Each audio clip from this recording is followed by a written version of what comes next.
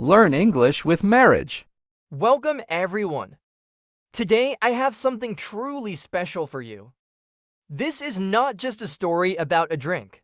This is a story about failure, ambition, marketing genius, competition, controversy, and ultimate success. By the end of this journey, you will learn how a failed pharmacist accidentally created a billion-dollar brand, how Coca-Cola almost disappeared before it even started, how smart marketing and advertising made it a global empire, the truth about its biggest failures and mistakes, and most importantly, what you can learn from this story to apply in your own life. This story will improve your spoken English because I will explain everything in simple, clear, and easy to understand language. If you listen carefully, you will learn new vocabulary, sentence structures, and the power of storytelling. So stay till the end, because this story is not just about Coca-Cola. It's about how you can turn your own dreams into reality, no matter how small you start. Let's begin. The journey of the most famous brand in the world. Coca-Cola. Our story begins in the year 1886 in Atlanta, Georgia, USA. A man named Dr. John Stiff Pemberton was working in his laboratory, trying to create a new kind of medicine. Pemberton was not a businessman. He was a pharmacist, a scientist, a war veteran. He had fought in the American Civil War and had been badly injured.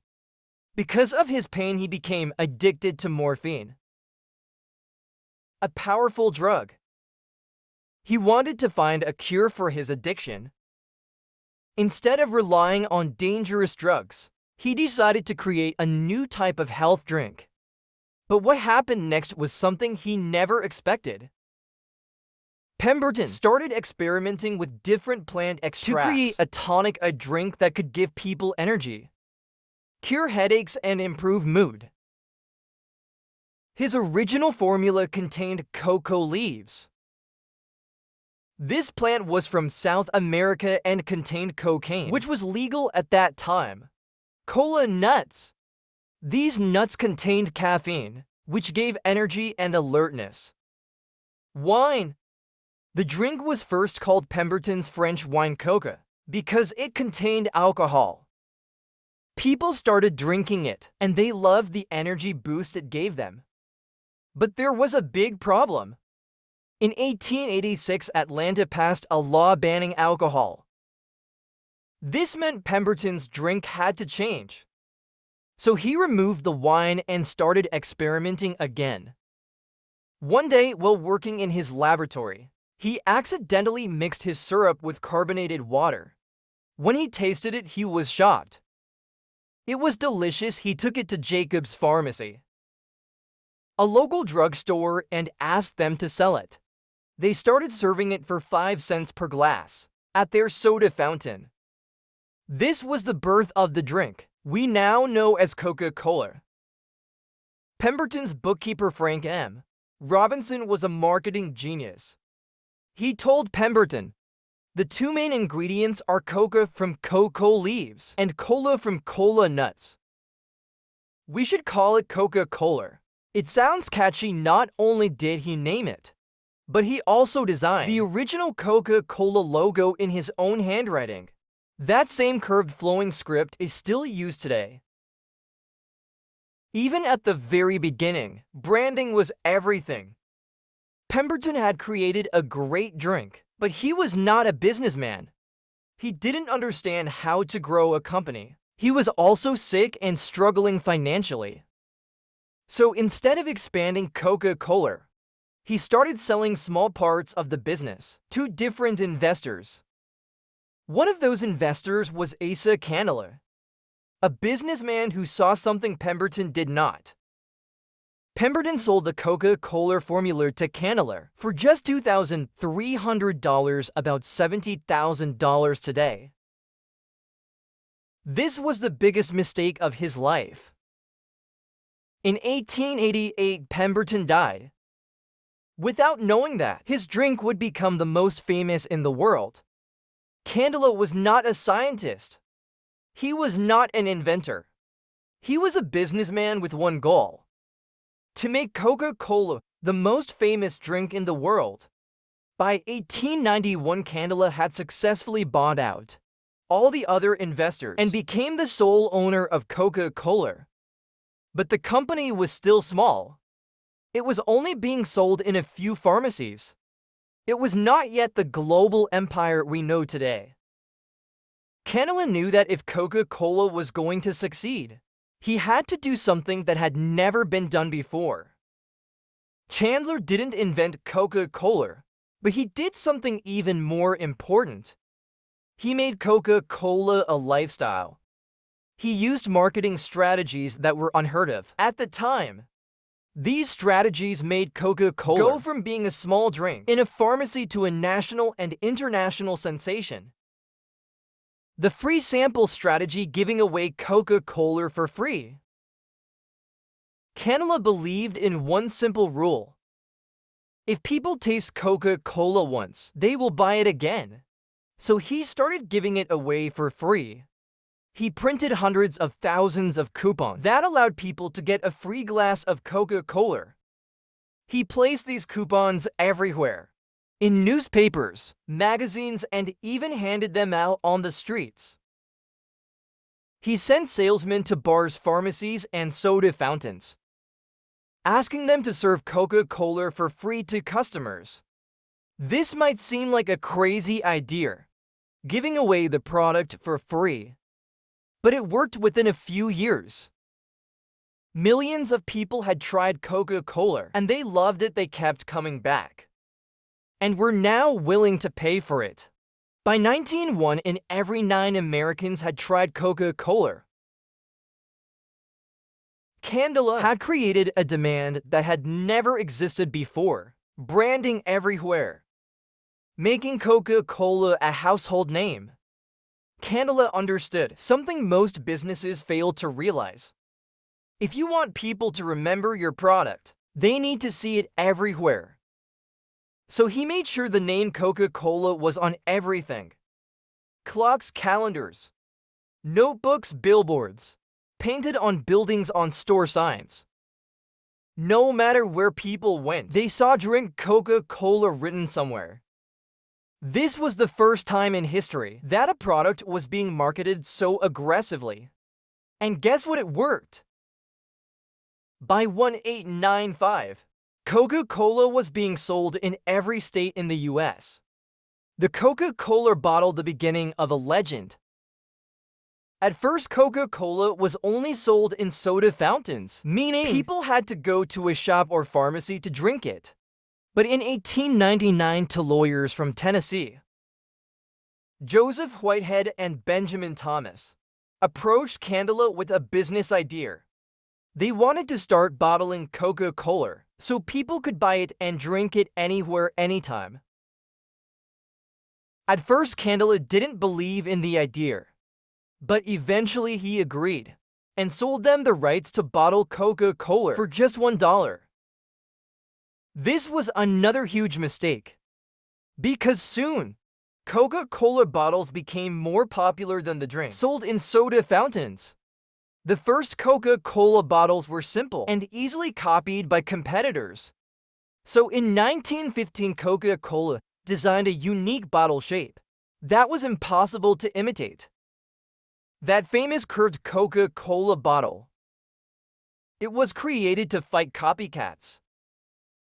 While Coca-Cola was growing, another drink was being created in North Carolina. In 1893, a pharmacist named Caleb Bradham invented a new cola drink. He called it Brad's Drink. But in 1898, he changed the name to Pepsi Cola. Bradham was inspired by Coca-Cola, but he wanted to make a drink that was cheaper and more affordable for everyday people. At first, Pepsi was not a threat to Coca-Cola. It was just another soda. But things were about to change. During the Great Depression, 1929 to 1939, Coca-Cola refused to lower its price. It was still selling for 5 cents per bottle. Pepsi saw an opportunity. They introduced a bigger bottle for the same price, offering twice the amount of Pepsi for 5 cents. For the first time in history, Coca-Cola had serious competition. People who were struggling financially started switching to Pepsi because it was a better deal. This was the beginning of the legendary Pepsi versus Coca-Cola war, a battle that continues to this day. For the first 40 years, Coca-Cola contained cocaine from cocoa leaves. Back then, cocaine was legal and was believed to have health benefits. People thought it helped with fatigue, pain, and mood. But as time passed, scientists and doctors realized the dangers of cocaine. By the early 1900s, there was pressure on Coca-Cola to remove cocaine from the formula. In 1904, Coca-Cola stopped using fresh coca leaves and switched to spent coca leaves, which had most of the cocaine removed. By 1929, Coca-Cola was completely cocaine-free. However, Coca-Cola never officially admitted that it used to contain cocaine. This remains one of the biggest controversies in the company's history. As Coca-Cola grew into a national sensation in the early 1900s, one thing was clear. It was no longer just a drink. It was becoming a symbol of American culture. But for Coca-Cola to become a truly legendary company, it needed to do something bigger. Something no other brand had done before. It needed to go beyond the United States and become a global empire. In 1919, Asa Canela sold Coca-Cola to a group of investors for $25 million, which would be worth hundreds of millions today. Why did Asa Canela sell Coca-Cola? Asa Canela was getting older and wanted to focus on other things. He'd already made Coca-Cola a huge success, but he was not interested in running the company forever. Instead, he wanted to spend more time with his family and on charity work. At the same time, World War I, 1914 to 1918, had just ended, and the price of sugar, one of Coca-Cola's main ingredients, was rising. Running the company was getting more difficult, and Canela decided it was the right time to sell. Who bought Coca-Cola? A group of investors led by Ernest Woodruff, a businessman, bought Coca-Cola from Canela. Woodruff became the president of the Coca-Cola Company in 1923, and his goal was simple: make Coca-Cola available to every single person on the planet. But this was not an easy task. At that time, the world was still very disconnected. There were no modern supply chains, no global marketing strategies, and no easy ways to transport goods internationally. Woodruff had to build everything from scratch. To expand Coca-Cola outside the United States, he focused on 3 things. 1. Setting up bottling plants in different countries, instead of just shipping Coca-Cola from America. 2. Creating marketing campaigns tailored to different cultures so people around the world would feel like Coca-Cola was made for them. 3. Making Coca-Cola available to soldiers, workers, and travelers, ensuring that wherever people went, they could find a bottle of Coca-Cola.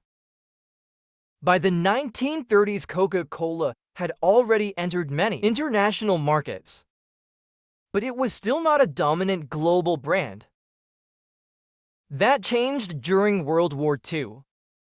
When World War II started in 1939, American soldiers were being sent to fight in different parts of the world. These soldiers missed home, and they wanted something that reminded them of America. Coca-Cola saw this as an opportunity. Woodruff made a bold promise. Every American soldier anywhere in the world should be able to buy a bottle of Coca-Cola for just 5 cents to make this happen. Coca-Cola built bottling plants in war zones, so soldiers could get fresh Coca-Cola no matter where they were stationed. This was a marketing strategy like no other. Because of this, millions of soldiers became addicted to Coca-Cola during the war. And when the war ended, these soldiers returned home and continued drinking Coca-Cola, making it even more popular. But something even bigger happened.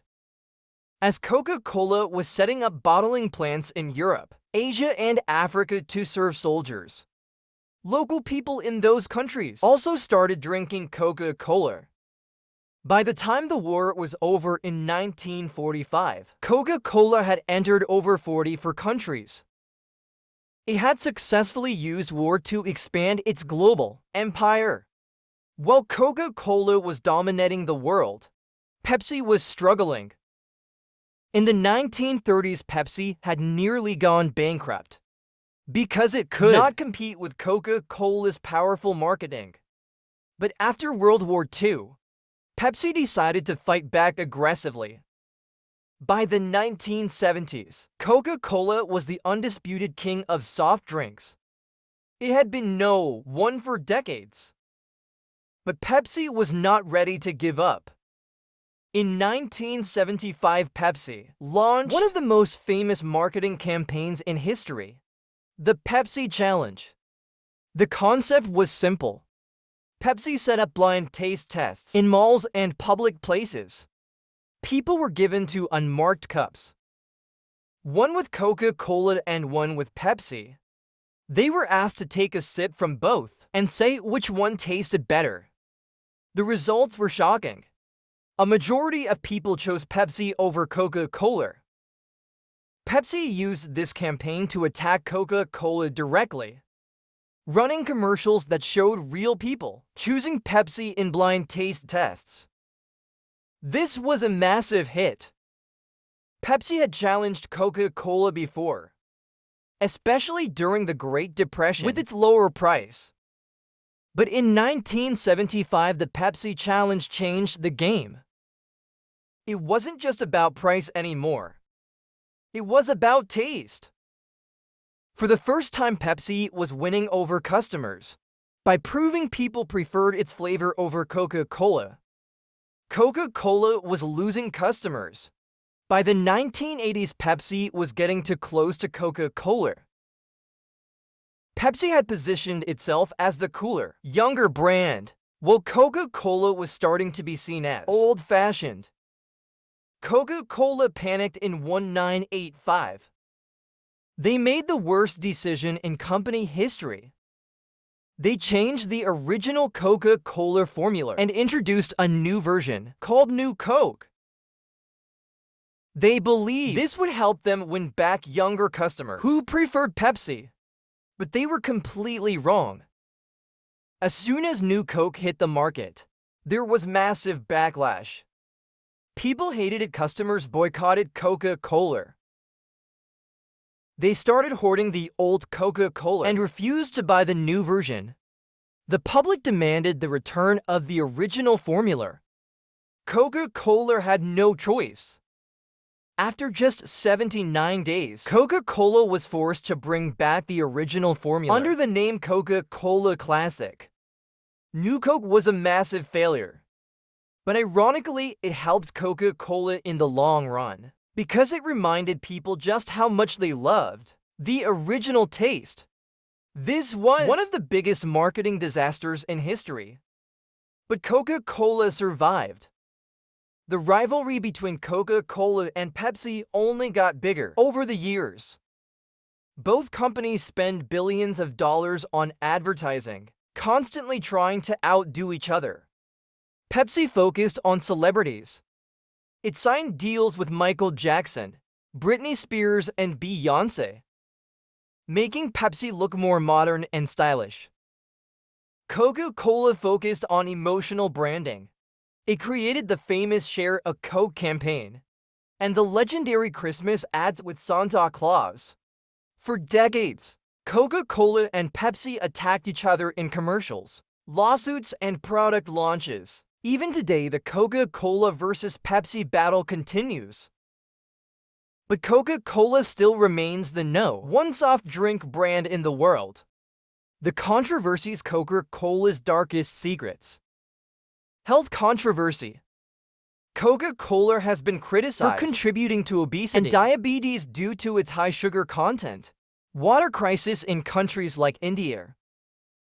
Coca-Cola has been accused of taking too much groundwater, causing water shortages for local communities. Plastic pollution. Coca-Cola has been called out for being one of the biggest contributors to plastic waste worldwide. Lawsuits. Coca-Cola has faced multiple lawsuits, including accusations of hiring paramilitary groups in Colombia to stop labor unions. Despite these controversies, Coca-Cola remains one of the most powerful brands in history. Coca-Cola had already established itself as the world's most recognized soft drink brand. It had dominated the global market, fought off Pepsi, survived the disaster of New Coke, and continued to shape culture with its marketing. But the 21st century presented new challenges: health-conscious consumers, environmental concerns, and shifting drinking habits. By the early to Coca-Cola faced a new problem. Soda sales were declining. People were becoming more health-conscious, and concerns over sugar, obesity, and diabetes were pushing consumers toward healthier alternatives. Coca-Cola had two options. 1. Ignore the trend and keep selling soda. 2. Adapt and expand beyond soda. They chose the second option. Instead of fighting the shift, Coca-Cola started buying and launching new beverages to dominate every part of the drinks market. Here's how Coca-Cola expanded beyond soda. The water market. The smartest move. Coca-Cola realized that if people were drinking less soda, they were drinking more water. Instead of letting bottled water brands take over, Coca-Cola decided to dominate this space too. 2002. Coca-Cola launched Dasani, its bottled water brand, which became one of the best-selling water brands in the world. 2007. Coca-Cola acquired Glacio, the company behind Vitamin Water and Smart Water, for $4.1 billion. One of the biggest beverage deals in history. Coca-Cola now owns some of the most popular bottled water brands, ensuring that even if soda sales dropped, people would still be drinking Coca-Cola-owned products. The juice business. Buying out the competition. If people weren't drinking soda, they were drinking juice. Coca-Cola knew it couldn't create a successful juice brand from scratch, so instead, it bought one of the biggest juice companies in the world. In 2001, Coca-Cola purchased My Nutmeg, one of the most well-known juice brands. In 2007, it acquired Odwalla, a premium smoothie and juice company, though it later discontinued the brand in 2020. In 2009, Coca-Cola bought a stake in Innocent Drinks, a European smoothie and juice brand that became incredibly popular. The energy drink market. Taking on Red Bull. Red Bull and Monster Energy were dominating the energy drink market, and Coca-Cola wanted a piece of it. 2014. Coca-Cola bought a 16.7% stake in Monster Energy for $2.15 billion, securing a partnership that allowed Monster to dominate while Coca-Cola distributed its drinks globally.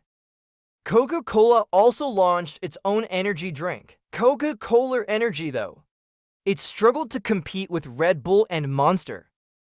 The coffee takeover entering Starbucks territory. Coffee was a $1 trillion industry, and Coca-Cola had no major presence in it.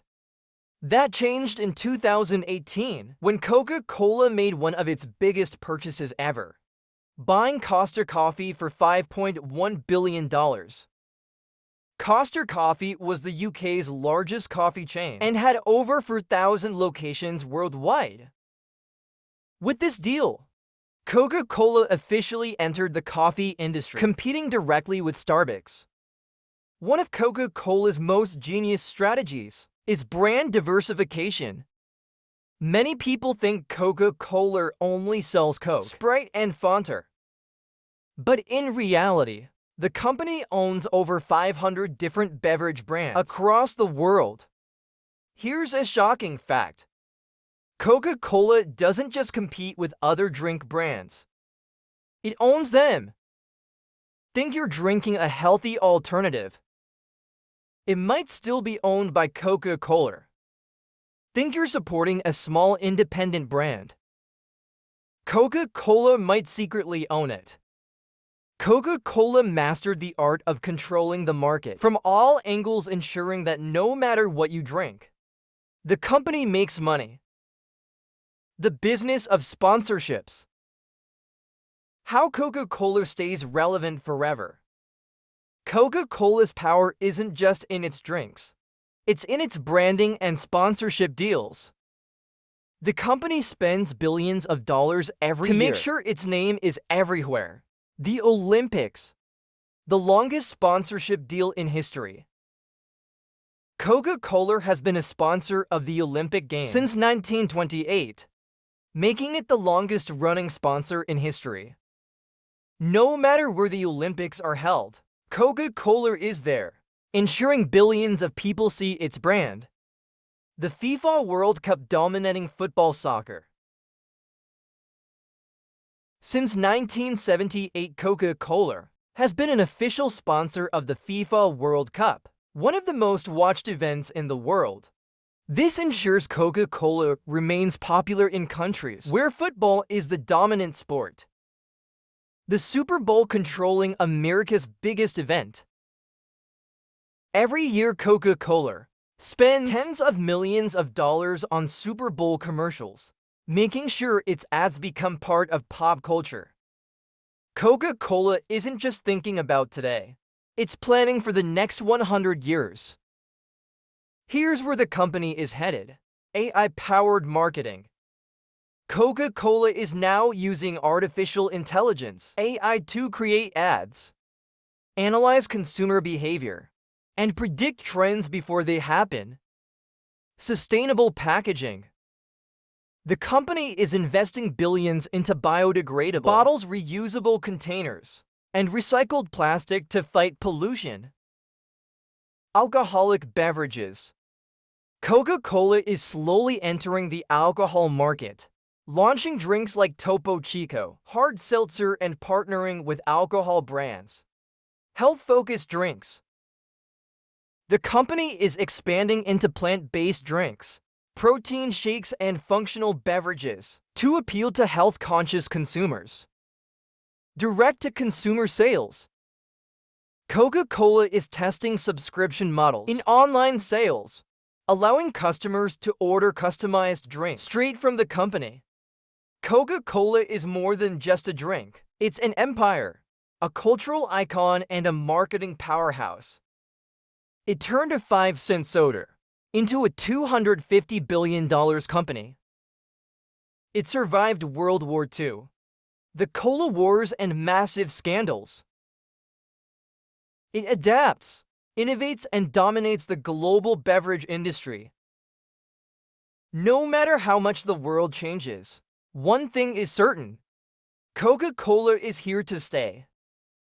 Coca-Cola's journey is more than just a business story. It's a lesson in resilience, vision, and adaptation. From a small pharmacy in Atlanta to a global empire worth billions of dollars, Coca-Cola proves one thing: success is not about luck. It's about strategy, consistency, and the ability to evolve. Here are the biggest lessons you can learn from Coca-Cola's incredible success. 1. Build a strong brand. Coca-Cola never just sold a drink. It sold happiness, memories, and emotions. Your brand is more than your product. It's how people feel about it.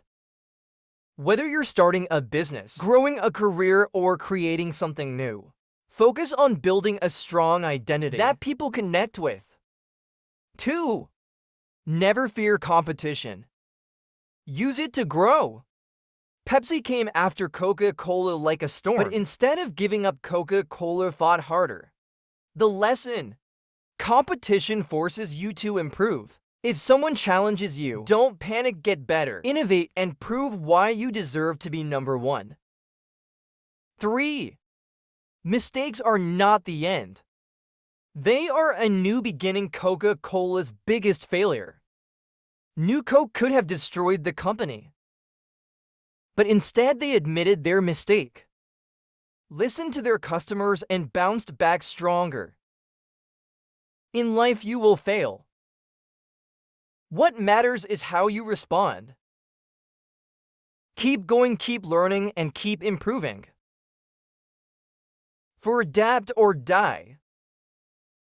Coca-Cola changed its marketing, packaging, and strategy over time to stay relevant. In a fast-changing world, if you refuse to evolve, you will be left behind. Always be ready to adapt and grow, no matter what industry you're in. 5.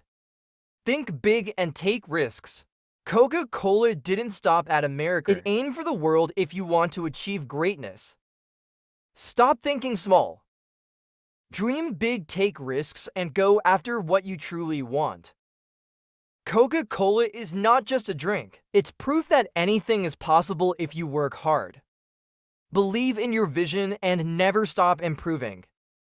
If you want more powerful and inspiring stories like this, subscribe to this channel and stay motivated to achieve your own success.